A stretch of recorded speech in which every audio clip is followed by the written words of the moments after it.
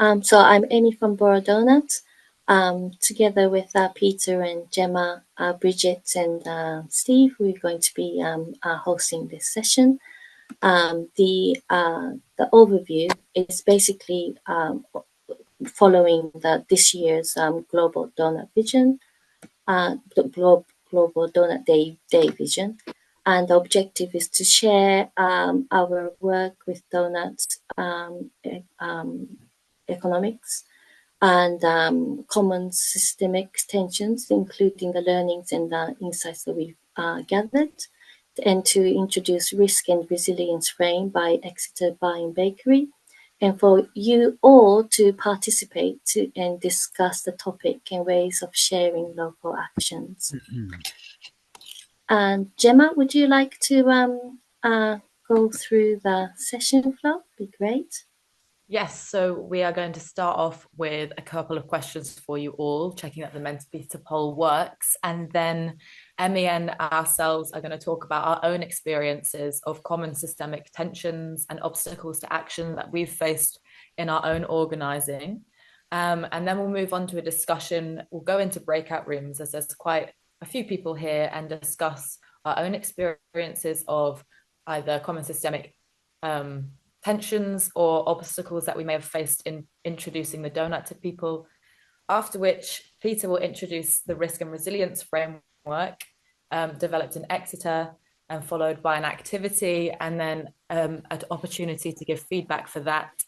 And then following that, we'll move into how we as a group document our activities in ways in which the Reimagine Norwich, aka the Norwich Doughnut Group, as well as Boro Doughnut, share ways of documenting our activities. We'll move back into a breakout room to look at what aspects of the risk and resilience approach we'll take forward, and what kind of support we may need to do so.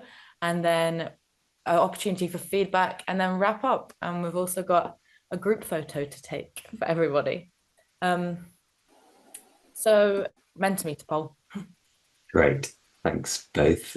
So yeah, we're going to start with a Mentimeter poll just as an opportunity to get a sense of who's here and what perspectives we're bringing. Those of you who've been on to the Buy-in Bakery community of practice before, which I'll say a little bit more about later on, will be very familiar with this process. I've just put a link in the chat. You can either click on that link and run it off your computer or laptop or whatever it is you're using, or if you've got a phone to hand and you want to do it that way, you can go to menti.com and enter that 8-digit code, and that will take you to a question. I'm just going to load up the first slide so we can see it live as the responses come in. First question, fairly self-explanatory. Where are you joining from? And as we've got nice examples, please do put the country in as well. That's really useful to know where you're joining from, so it's clear for those of us who aren't in that particular country to locate. And as the answers come through, I'm just going to make sure we've got people on mute. And yeah, if Evelyn put in the chat, absolutely. If you can't access the Mentimeter for any reason, that's totally fine. Feel free to put your responses in the chat. And what we see in the Mentimeter is if more than one person has put the same thing, then it becomes the text becomes bigger. But at the moment, it looks like we've got a pretty broad spread. So lots of people joining from the UK, but also we have Azerbaijan, Portugal, and it's quite hard to read when it's this way up, Netherlands. So Brussels, really warm welcome to everyone for coming along. So just nice to have the chance to hear that from those who are here. And yeah, feel free to put stuff in the chat as well if you want to add any more details to these questions. So second question is, what type of organization or organizations are you trying to influence or bring into the donut? And it might be that this question doesn't feel totally relevant for you if you don't have an answer, but if there are people you are working with, organizations you're working with to support them, or a sector or any way to really interpret that question. Again, it will really help us understand who's here, what are the overlaps, what are the similarities, what are the differences, and then help inform the conversation as we go further on. So again, we've got some in the chat, but also a few themes coming up. Government being quite a common theme here, local and national government, but also civil service authorities within a similar space, decision makers, but also arts, businesses, community groups, sport. That's quite a few different examples here, which is really, really useful to see. And again, we can unpick some of these later on. But when we're working with organizations and when we're thinking about these systemic barriers, it's really useful to be thinking about the context we're talking about. Some of the barriers may be quite different for some of these types of organizations and maybe different for others. And when Emmy and Gemma talk about their respective perspectives, I'm sure there'll be some overlap and some differences with some of these types of organizations as well. So also some specific things like procurement and finance, as well as more broader sectoral perspectives as well. Lovely. Last question, which is more of an open question for you to write a word, a sentence, whatever feels useful, thinking about systemic barriers. So what are the systemic barriers you're noticing in this work, and this work referencing the question we just had about working with other organizations, trying to support people to join into the world of doughnut economics, with the full caveat that we're not expecting to solve all of these today, but it's really useful to name some of these so we can inform the discussion that we might have later on.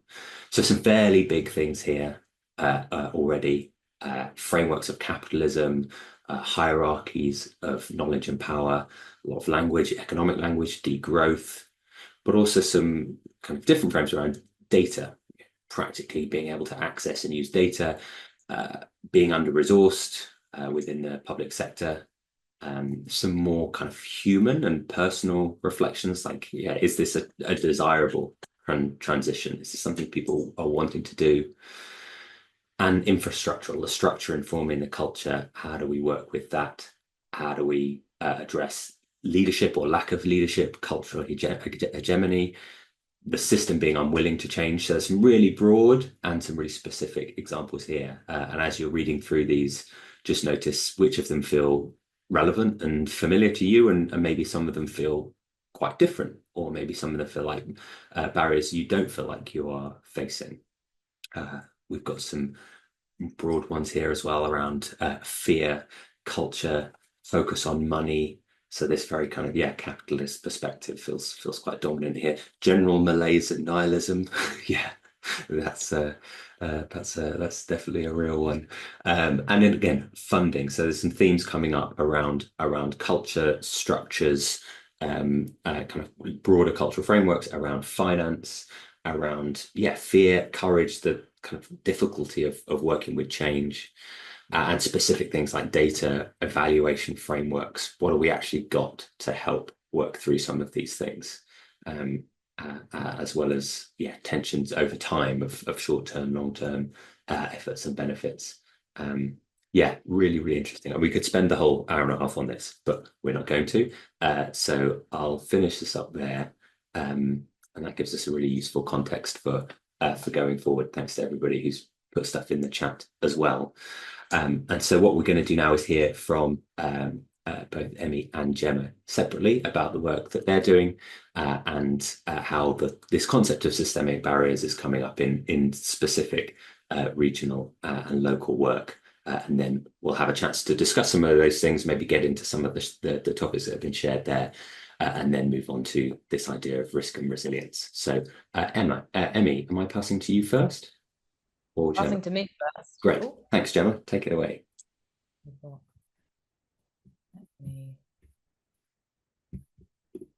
Oh, sorry about this. Let me share my other screen. Yeah, that one. Oh, we still have the same issue. Just play from the start. There we go. Okay. Well, hi everyone. So I'm Gemma, co-founder of Reimagine Norwich, which was previously known as the Norwich Doughnut Economics Group, and I'm joined. Hello, I'm Bridget Mackenzie. I'm a founder of Climate Museum UK and Culture Declares Emergency, and also very involved in Reimagine Norwich. We have Steve as well, who's also on the chat, also a co-founder of the organisation. And we're going to be providing a little bit of context.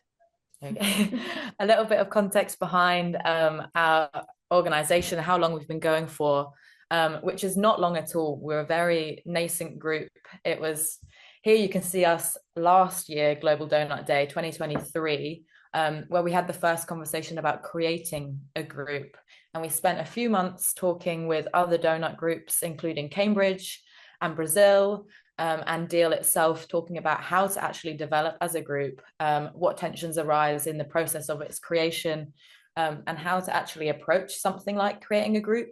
We heard a bit about Melbourne often using people's assemblies and leads, taking the city portrait approach. And we have had a lot of discussion about what actually suits us in our place.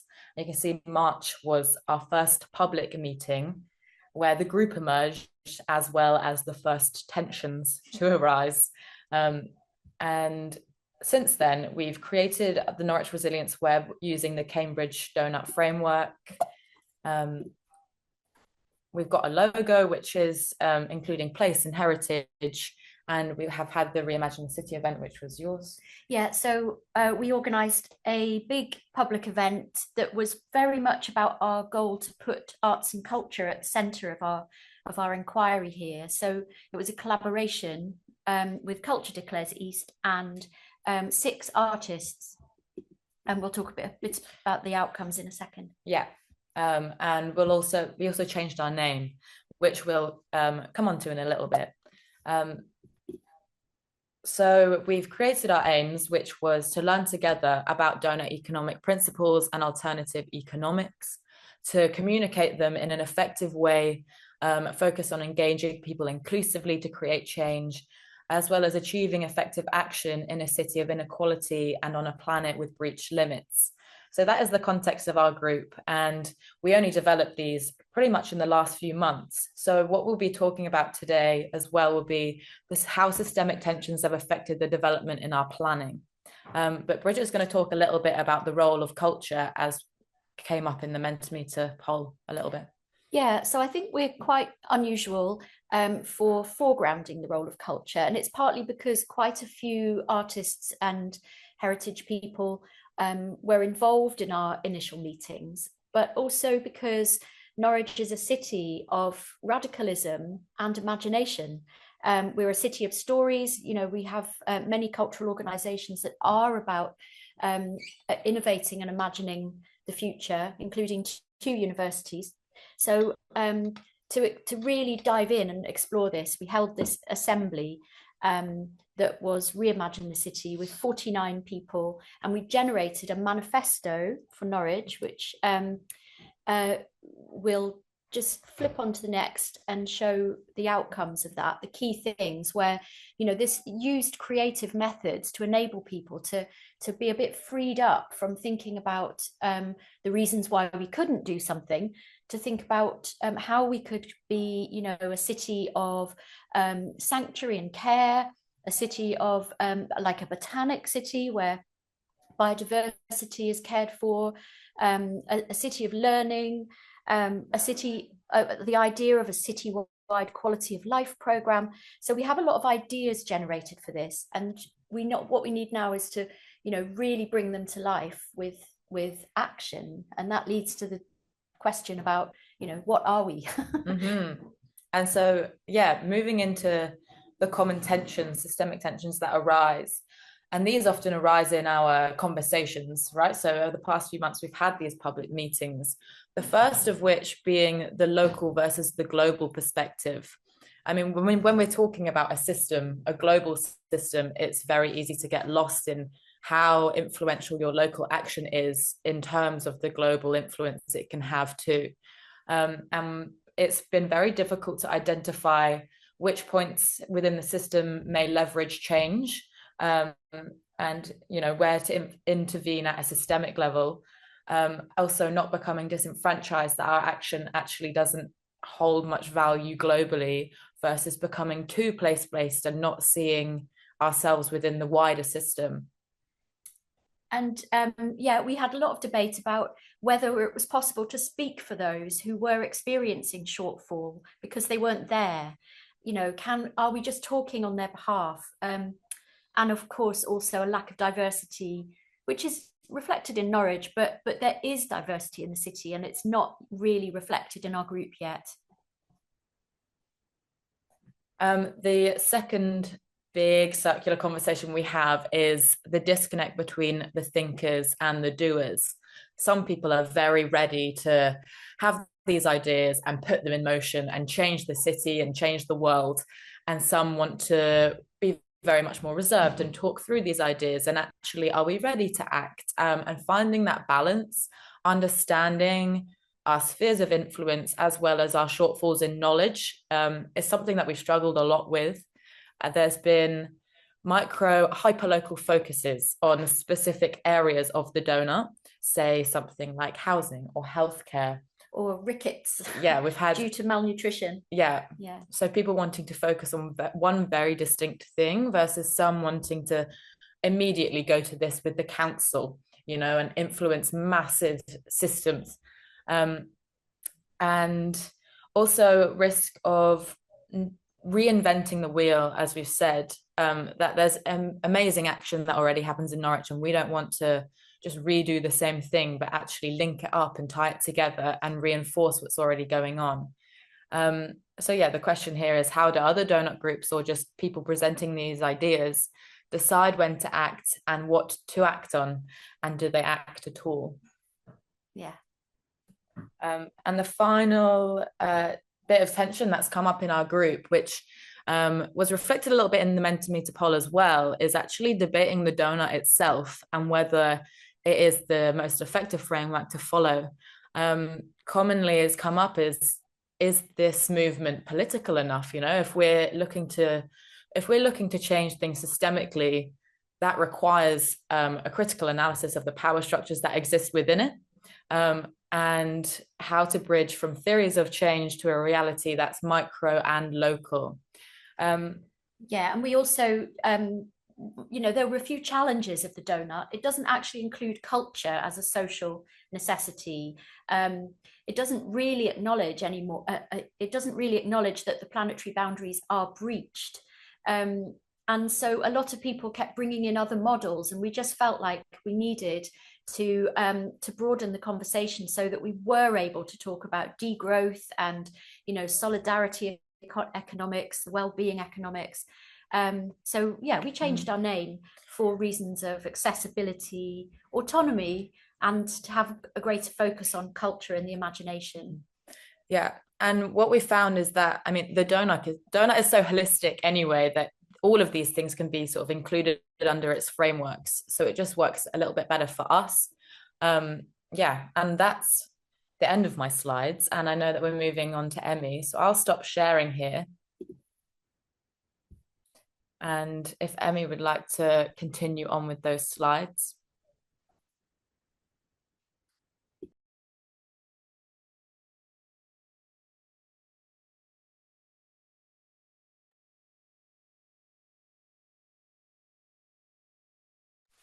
Thank you, Gemma. Am I sharing? You're sharing your screen. You're sharing us. Oh, sorry. Let me just try again. Very nice to see. Is this better? Great. Yes, that's great. Thank you, Gemma. So I'm part of Boro Doughnut from Middlesbrough, and we're going to be sharing our journey of downscaling the donut into our town. There's more resources, links. They're all in the resources folder, I think. So please do access those if you're interested, including this slide deck and this. You can create your own brochure as well if you're starting new. So we started our journey in October 2021 when I first attended the online introduction to Doughnut Economics course, and I was so inspired by Kate Rayworth, and I just started just writing to many people, talking to people, MPs, councillors, community organisations, just to gather people, and we managed to have this first Doughnut meeting, Boro Doughnut meeting in January 2012.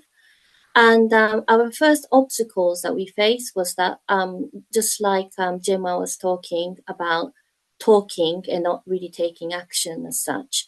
And we've been fed back that why don't we just go on to the grassroots and show by example by actually doing something, and also actually use a case study based, and we can show by really showing by evidence. And so we had this launch event in October 22, and basically it's similar to the Norwich. It's we're making sure that every event that we've had, we had 8 so far, the public events, to actually spread the idea of Doughnut economics. It's always inclusive, intergenerational, and we always use art to gather people and spread the word. And so the event reception's always been quite positive, and people want to get involved and they feel more optimism about the future. Whenever we have the event, we always have what action plans, next things in mind.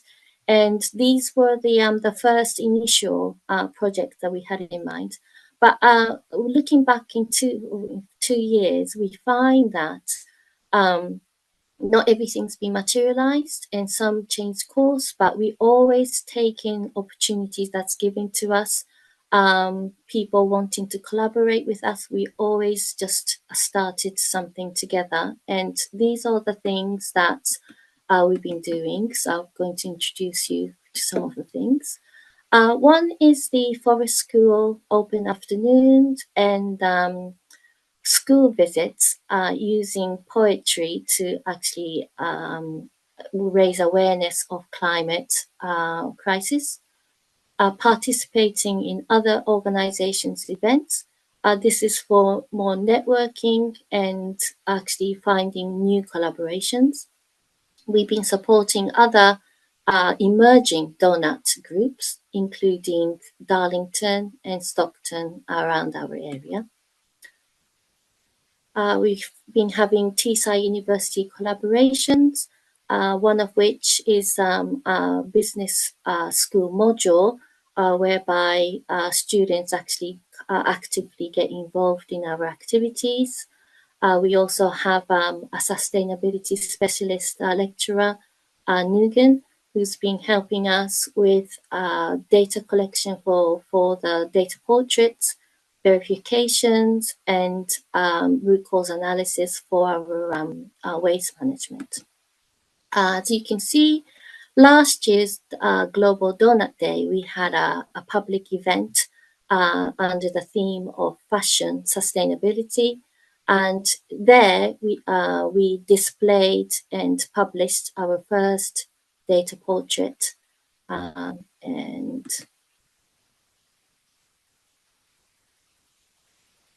oh, is it frozen? Yeah, I think so. We haven't. All right. Yeah. Okay.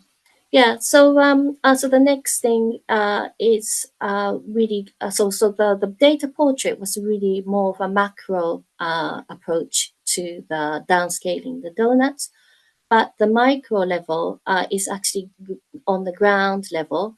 We've been actually doing councils recognized our efforts to the community actions and giving us this permaculture educational site, which has been abandoned for many years for us to tackle. And we've been working on this weekly, gathering corporate volunteers, engaging the local residents and listening to their voices, what they want from this place, and spreading the donut, or we use other words like permaculture, circular economy ways. We've held 4 events so far. We have collaboration with so many other community organizations. This has been really great. The next activity is the waste management alleyway project.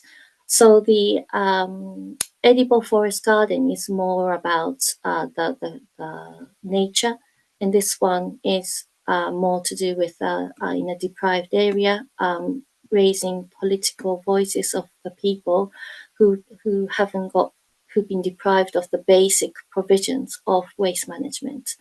And we use next slide.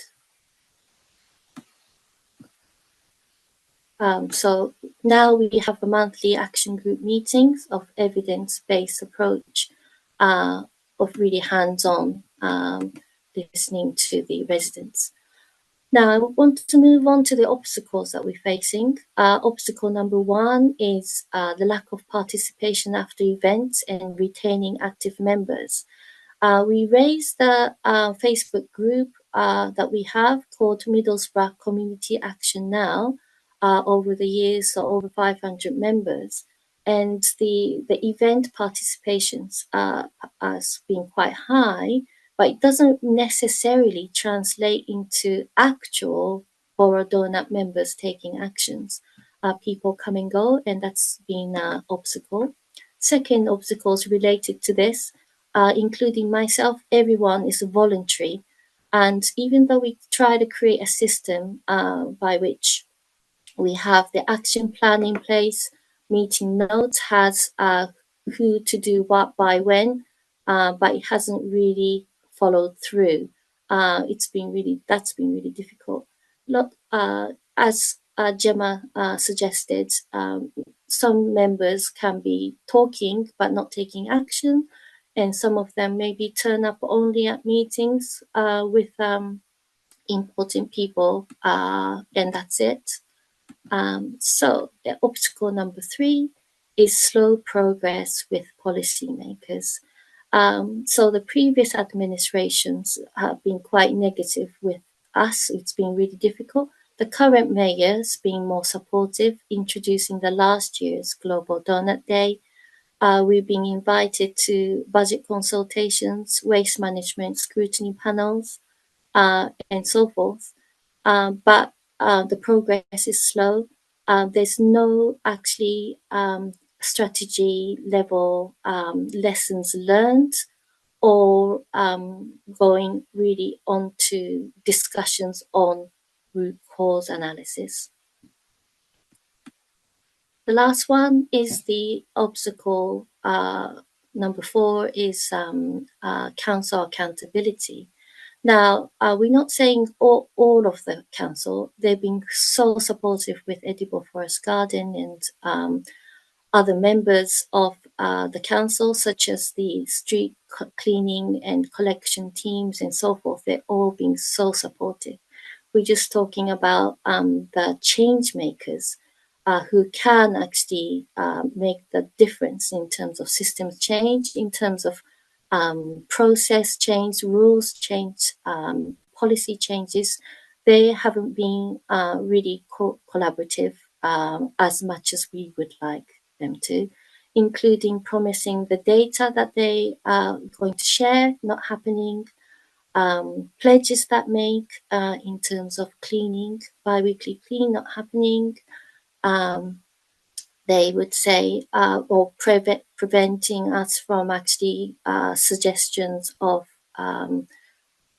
actual solutions to the after the root cause analysis, such as putting in a banner for visual banners for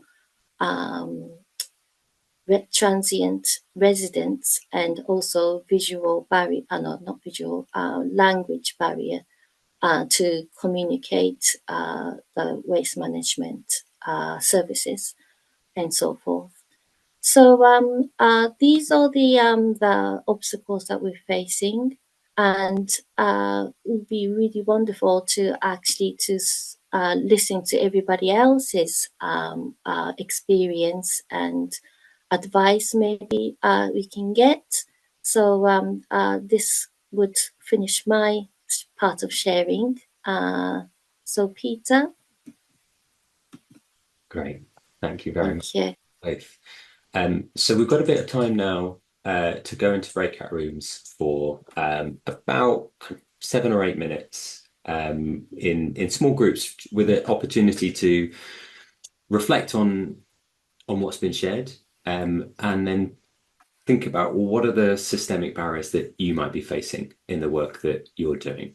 When we come back, we'll have the chance to share a couple of those and also ask a couple of questions as well of Emmy and Gemma if there are things that you would like to know more about. So we'll keep it fairly short. Take the opportunity to chat to people in your room, and I'll give us about 8 minutes to do this, and then we'll come back. So don't worry about getting into too much depth and follow whatever feels interesting. But the invitation is, what are the systemic barriers that are coming up in the work that you're doing that maybe echo what's been said, but also might be different? And then we'll come back together in a little bit. Hi, everyone. Apologies to anyone who was mid-sentence when you were pulled away, always the risk. We've got a couple of minutes now. It'd be lovely to hear a couple of reflections of some of the things that came out of those conversations, which could include any questions for the speakers that we've already heard from about what they were sharing, but also what else came up in those conversations before we move on. So feel free to use the hand up function, or if you've got your camera on, a real world hand is usually fine as well. Yeah, we had a good discussion echoing the comments already been made by Gemma and Emmy. We also thought that reaching a wider demographic was important because a lot of people involved with Doughnut are from a certain demographic group, and we kind of really looking to the future in terms of the interconnectedness. One of the unique things about Doughnut is interconnectedness between health and housing and environment, but often these groups act in silos. They're not kind of relating to each other, and I think we're making strides to help make that happen, and that would help promote Doughnut and get people to be aware of Doughnut activity they're doing without realizing they're doing Doughnut activity, if you see what I mean. Thanks, Steve. Deborah. Yes, in Oxford we took a very different approach in that our Doughnut Economics group grew out of looking at Oxfordshire's economic strategy and Oxford City Council's economic strategy and trying to make it Doughnut related. It was a really steep learning curve, but it's been very brilliant in enabling us to keep this kind of broad overview whilst having to tackle very locally how the different what are now called anchor institutions relate to their responsibilities. So they have certain responsibilities. We see those responsibilities as slightly different. They're very entrenched, but bringing Doughnut to their economic strategy, which in theory defines everything they're doing going forward, has enabled us to have some very difficult but helpful conversations that has been a bit eye-opening for people, even if we're not making much progress. It just brings a new, refreshed approach to some very old stories. So yeah, I mean, that's something that we've not heard. There's lots of really great local groups doing stuff on the ground, but it enables us to kind of make a link with the bigger picture that the institutions can kind of think, oh, well, we haven't got time for the nature protection or the recycling or the circular economy because we've got this big economic thing to deal with. But actually, that's what it boils down to. And they got to listen to us too, kind of thing, which they're beginning to do. Thanks, Deborah. Nick.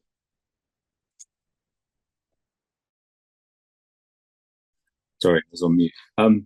Yeah, we had a good chat. I think Celeste and August in the room, and we've sort of realised that we're all quite sort of new to Doughnut, sort of implementing Doughnut Economics and that. But there were sort of we started off by sort of talking about how the sort of phrasing of like I think this came up in the Mentimeter thing, that words like economics sort of makes it feel, sort of maybe less relevant to communities. Or so we were thinking about how, some of the work that Civic Square have done, like, through sort of the activities and like show, don't tell almost. So once you sort of introduce the sort of social foundation and the ecological, then that sort of helps it feel relevant. But then we found like commonalities in our experience and understanding of systems thinking. So that was where we all sort of, we had sort of common understanding, and that just sort of building up that holistic view. We had experience in sort of corporate backgrounds, and that was using that sort of systems thinking approach to sort of introduce Doughnut Economics, or try and help show how it's all connected, how it's relevant, really. But yeah, we were new to it, I guess. Thanks, Nick. Yeah, that's great to hear. Thanks all for those comments. There's some stuff in the chat as well coming through, including some requests for further information, sharing contact details. So please do feel free to do that.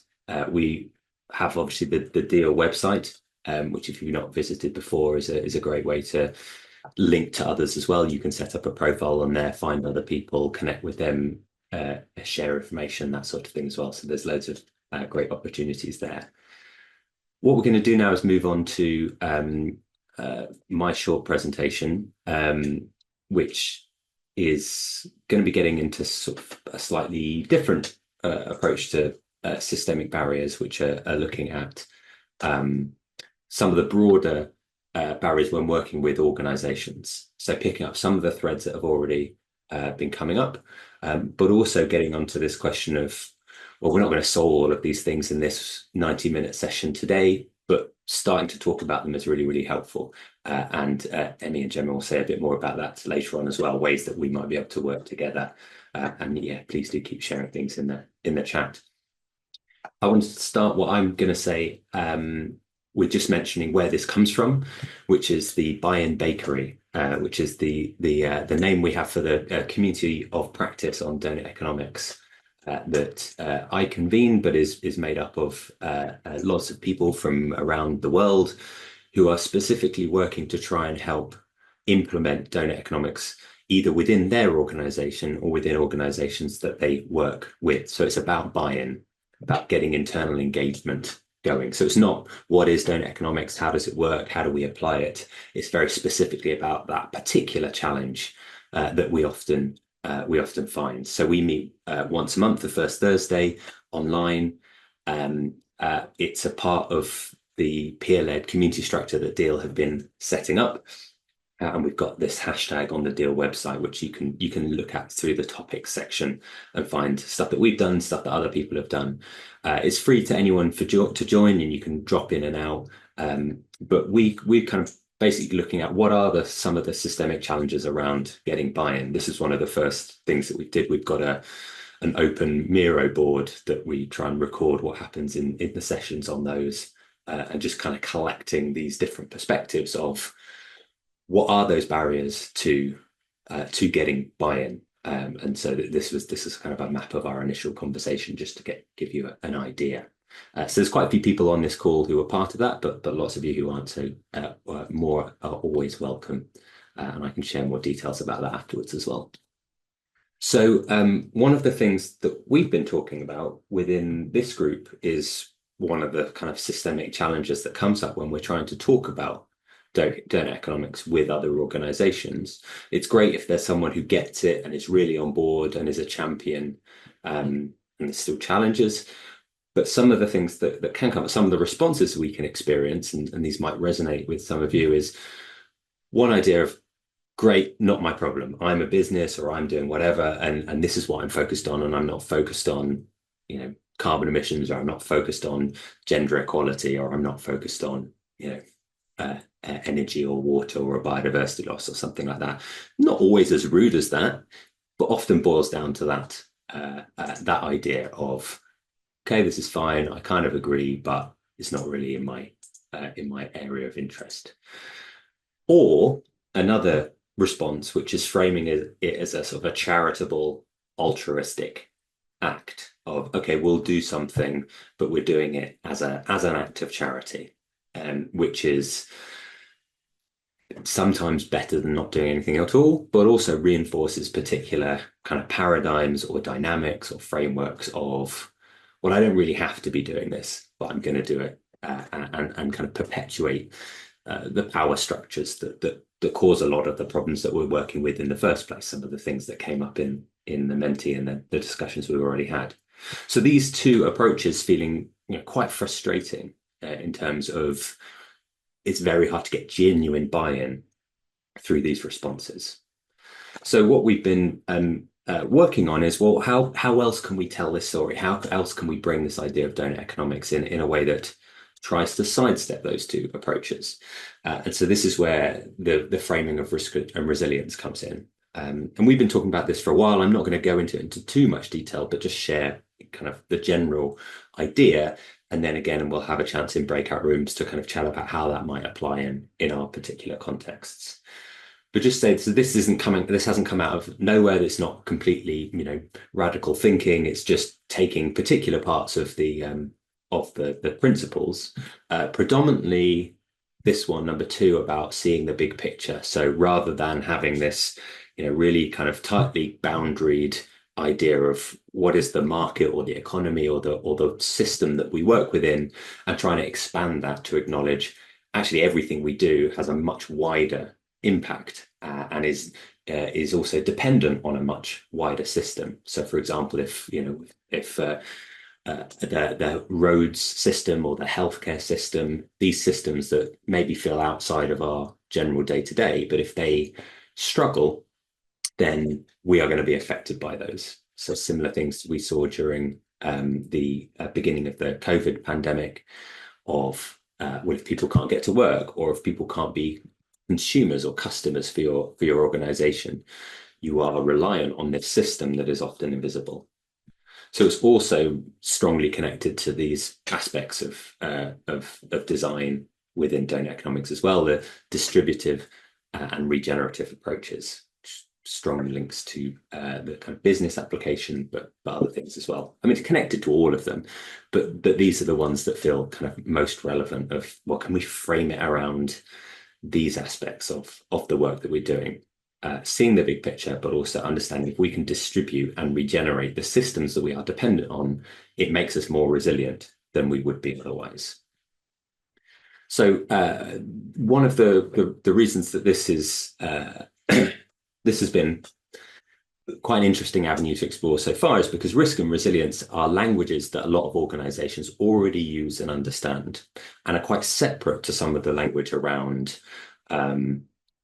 carbon reduction or social justice or sustainable development goals, or some of the other ways that we might engage around doughnut economics. This is just an example of a risk register I think I found on Wikipedia.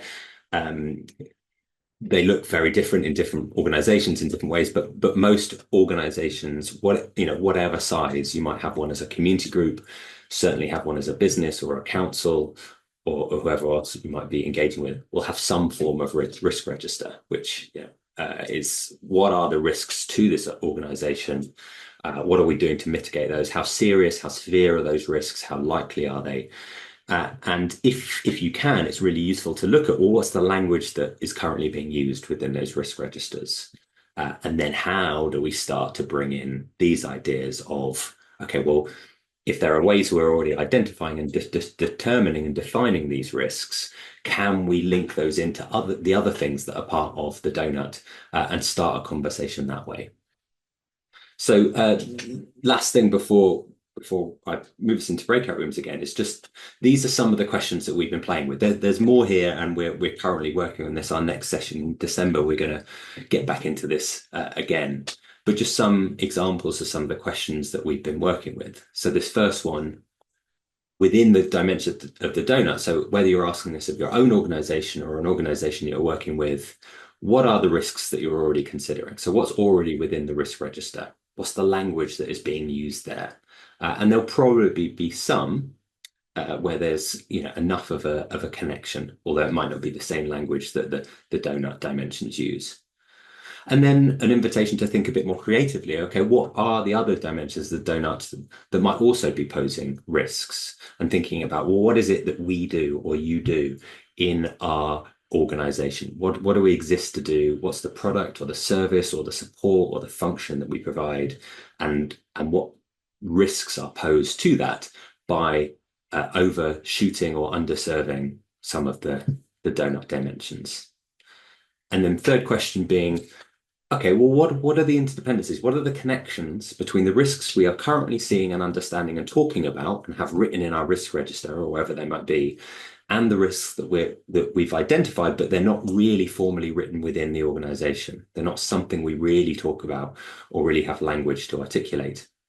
How do we identify and talk about those interdependencies? So if one thing happens, it's going to impact something over here. And then this last question, which is a slightly different one, which is then thinking, an invitation to think more broadly around, okay, if the organization did move closer to the donut, what might the impact be? The impact for the organization and the impact more broadly. And that's an invitation to be thinking about resilience and this idea of, what is the future likely to be? What are the things that are likely to happen? And what does it genuinely mean to be resilient to those things? And if we exist within that really small ecosystem, that small boundary system that organizations often use, the likelihood is we're actually going to be less resilient than if we are part of a sort of supportive ecosystem. So there's more that we've been talking about kind of and developing kind of some activities and frameworks and ways we might bring that conversation in. But in the interest of the time we've got now, thought it'd be useful to go back into breakout rooms, and I can mix this up again because I think some people have had to step out, and it'd be really interesting just to chat about some of these ideas. What are the does this resonate? Does it feel useful? How might you apply these frameworks of risk and resilience in the work that you're doing with other organizations? Just before that, Ed, I see your question in chat about assumptions about how things are going to get over the next 5-10 years. I'd say that's a really interesting personal question to bring into these conversations, maybe, because I think there's some really interesting stuff in there that we can back up with a lot of data, and we do have access to a lot of data that can articulate those stories. And there's some stuff in the chat before as well that feels quite relevant to that. Okay, hi again, everyone. Welcome back. So I'm just going to put in the chat, if you want to join the Buy and Bakery community practice, feel free to drop me an email. I've just put my email in the chat there. Yeah, if anybody else has got any resources, links, anything like that, then please do stick them in the chat. We've got about 3 minutes or so for reflections on that, anything that came out of those conversations before we start talking about how do we document what we're doing, how do we share, how do we work together on these quite different types of systemic barriers that we've been bringing up today. But before we do that, any reflections or questions or thoughts arising from the discussions that you've just been having?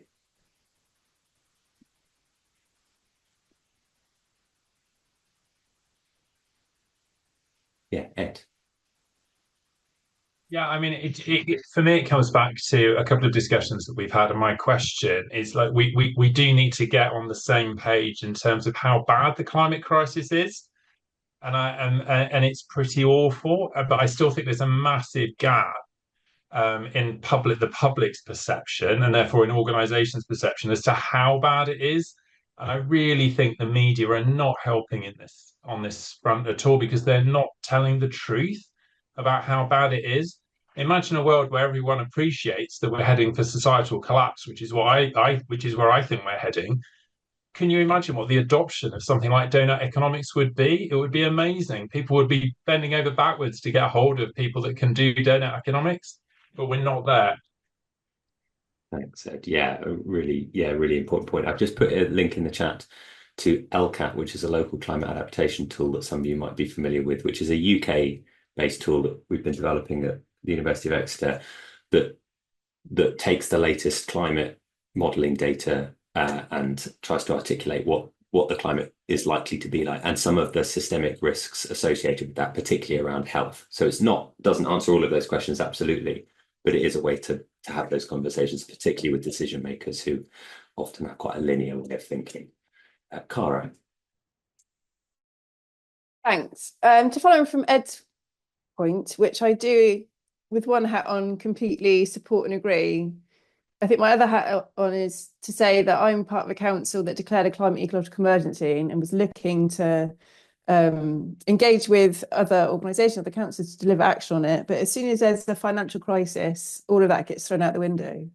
And so how do we embed this? And I agree, we need better ways of, I think it goes back to what we value, don't we? And rather than looking at financial and monetary values, showing success and wealth of a community or a country, that we need to look at health and well-being. And if we change it into maybe those means of which we're working towards, obviously the rest will fall into place. But until we start to change that value rhetoric, I think we're going to really struggle. Because I live in a community that's heavily flooded. I'm not the only one that does. We've had months that we had communities cut off. Since 2014, 10 years ago, more homes have been flooded, but nobody's talking about it and nobody seems to be doing anything about it. So you can put all that information, but I think that also creates some sort of stagnation in action. And maybe it is about what we value that needs to be changed. Thanks, Cara. And yeah, there's something in there that for me links back to one of the things Gemma shared earlier around, is Doughnut Economics the right tool? Does it do everything?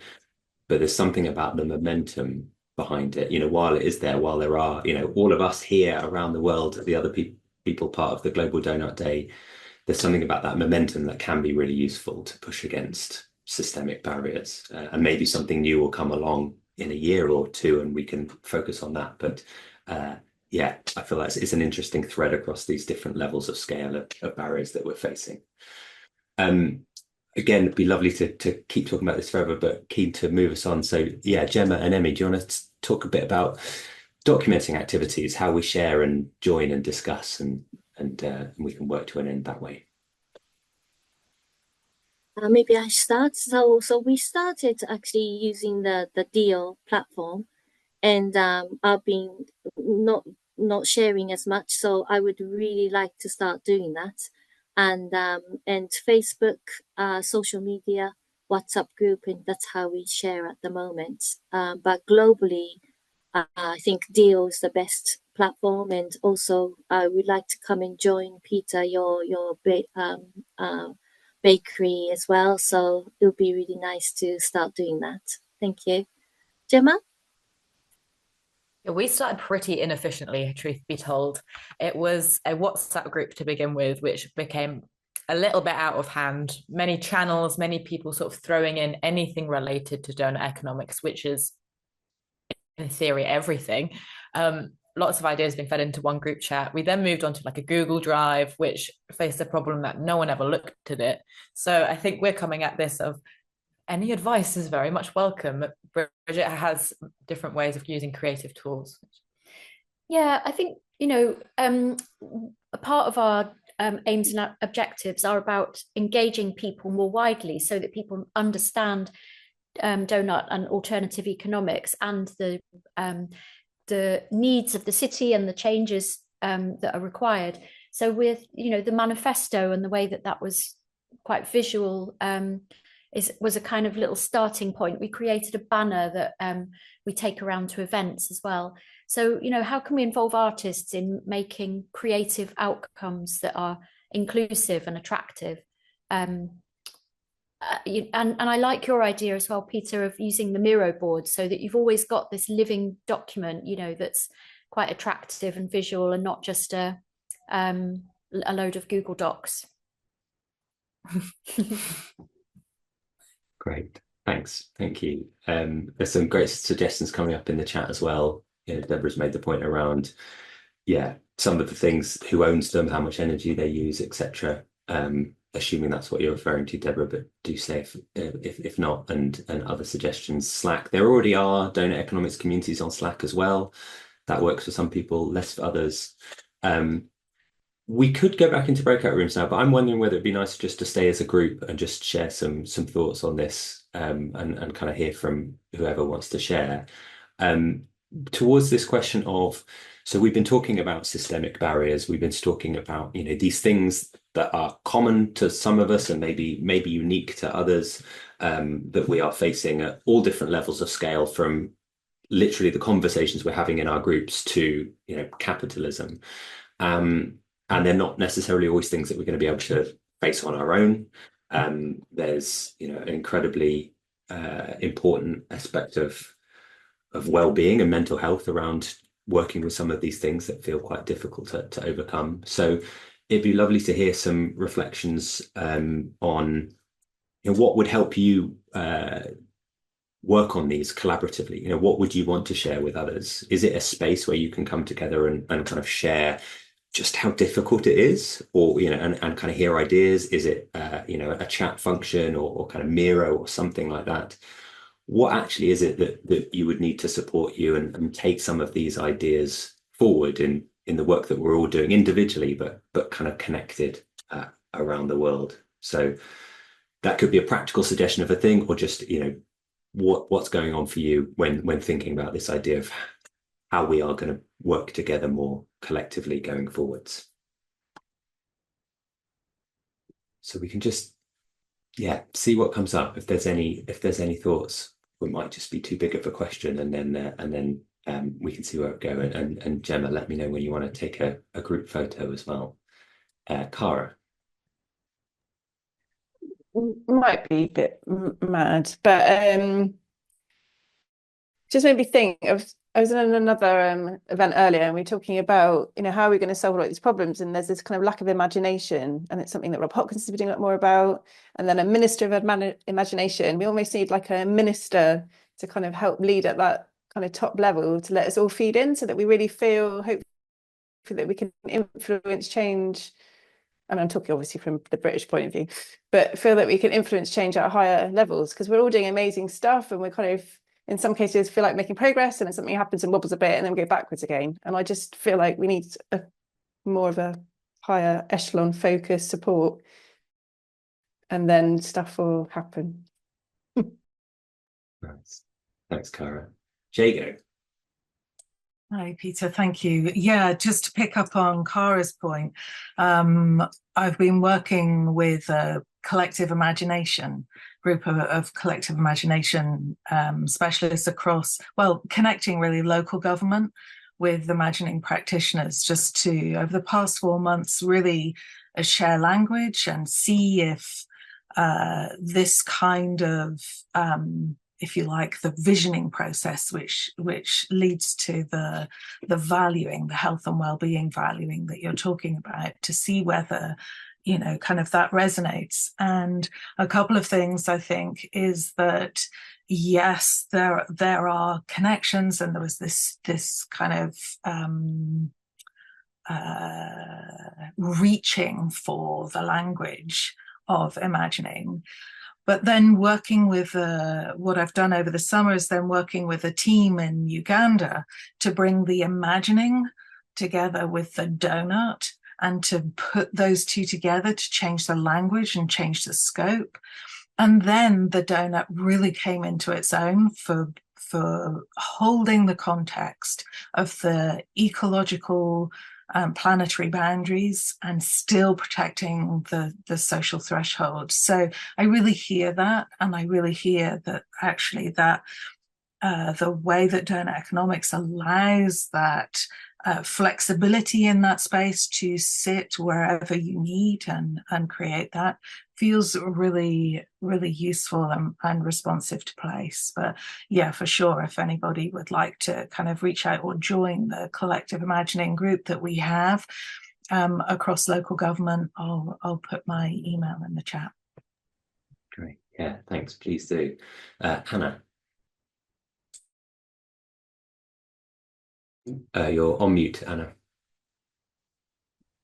Sorry, but very inspiring to listen to you. One idea I got when I'm in the discussion group is that if we could have like the Doughnut model, comparing all the countries on and grading them on countries that already done very good things in sectors. So Sweden, for example, have 18 months parent leave paid. I think it's doable. I think every country should have that. So grading, I mean, really taking care of parents and the first life of the children is a good start to a better society. And then just looking at all the other solutions that other countries actually have implemented already and have working, and that you maybe feel that they are impossible to implement, but then you can look at other countries' solutions of that. It would be so interesting to see that comparison of all the different ways that you actually manage to also implement the good things. So yeah, lovely idea. It'd be nice to hear other people's thoughts about that. Gemma. Yeah. Oh, this is Bridget, actually. Yeah, I love the idea of a minister for the imagination. I come from the cultural sector, as in arts, design and heritage, and I am a bit concerned with the imagining practices that don't seem to really acknowledge the existence of the arts and, you know, the quality of artistic practice and the existence, you know, already of so many professionals that have been doing this work in participatory ways for so long, and we're so lacking in funding and resourcing. There's no resourcing for that nexus, that overlapping work of culture and engaging people with environmental and social change or learning. And they're the two most underfunded sectors in the public sector, culture and environment. So you know, a minister for the imagination could, you know, advocate for that kind of work and ensure that the cultural sector is resourced and trained to be not just to actually being an agent for social imagination. And also, sorry, I'll stop there. Yeah, it's a bandwagon. Thanks, Bridget. Deepa, I just want to check, you had your hand up a couple of times. Is there anything you wanted to add in? Yeah, I mean, listening to what everyone is saying, I mean, there's a couple of things here. One, you know, what's the most effective way to be able to communicate in large groups with so much amazing work being done? I don't think we have to just consider how important technology is. And I think if we were able to map a lot of the data that we're trying, because at the end of the day, we are data driven. We need to have data in order to be able to move forward. So I do feel an app that is more, it's quite controlled, but it needs funding, should be looked at, because we can gather. So say, for example, we're doing a work stream on high streets, London high streets. And, you know, we've got 600 high streets. So that's a lot of data that needs to be collected, and how is it collected? But I also do feel, though, that the discussion that the lady just put forward is about funding. It's a very salient one, because we have a very centralized banking system in this country. And effectively that has, when you look at other countries where they have a decentralized system, you have this community-led approach to understanding what's important for the community. That it's not just, you know, big tech, it's not just pharma, it's not just, you know, fintech that's going to get hold of that. So I do feel one of the things that we were saying in our breakout zone is that if we're not sitting in the seats of power, where it's central government and local governments are quite restricted, but it's important we start with local government. We're never going to be at those positions where we're able to determine those kinds of, one, the discussions, and two, any outcomes. So there's a few things down here, but I've definitely come to the resolution as an architect that if we're not collaborating with like-minded institutions, one, we're not getting more involved with lobbying the central government, we're just going to be going around in circles. Thank you. Yeah, really, really helpful to that perspective. We're coming towards the end, so Emmy, do you want to jump in, and then Gemma, let us know if you want to do the photo. Yes, I just wanted to agree with Deepa, because we have the same with the local exec of the environment, telling us that they're in a position where they find a conflict of interest in terms of like going towards more climate action, because the central government is actually requiring them to build more houses in a more green environment and things like that, green spaces. So they actually, unless we actually engage the national level as well as the local level, it's really difficult. So thank you. I just wanted to share that with you. And the only thing that I have to ask is whether people would like to join a photo of us all together before I forget. And thank you as well for an amazing discussion and everyone participating. If people would like to turn cameras on, that makes the photo a little bit nicer.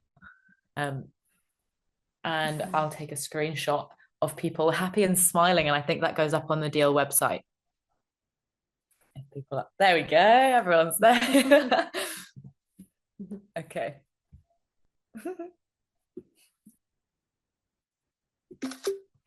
We have a screenshot. I don't know if anyone wants to do anything fun, but should be okay. Bridget's taking a photo as well. Okay, great. I'm just gonna look at the chat. Yeah, and then if anyone has anything else to say, maybe say now or forever hold your peace. If not, we should probably wrap up as we have all of 4 minutes left.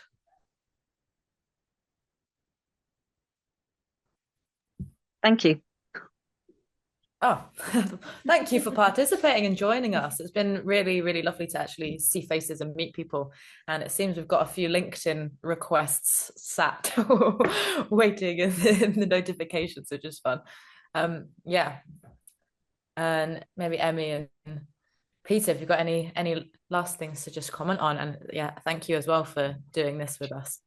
It's been a pleasure, and thanks to Deal for putting this day on so that we could have these connections. Really, really nice. And yeah, I think with all of these things, it's just so important that we just stay connected in whatever way actually makes sense for us, without feeling, without taking on responsibilities and obligations and things that might weigh us down. But what is it about collaboration that can help us sort of lift through some of this stuff, the kind of the ongoing work, and particularly with news like today.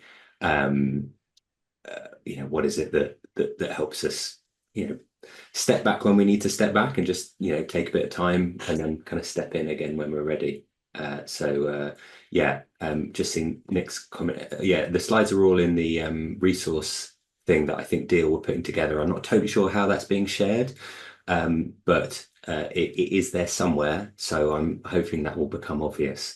But I shared my email before. If anybody wants to make sure they do get the slides, feel free to just email me. I'll put it in the chat again, and I can send stuff directly and sort it out that way. But yeah, huge thanks to everyone for coming on. Emmy, is there anything you want to say before we finish? I should have probably put that. Well, just to say thank you to everyone. And I've shared my email address, and again, trying to find the resources. So get in touch anytime so we can collaborate. That'd be wonderful.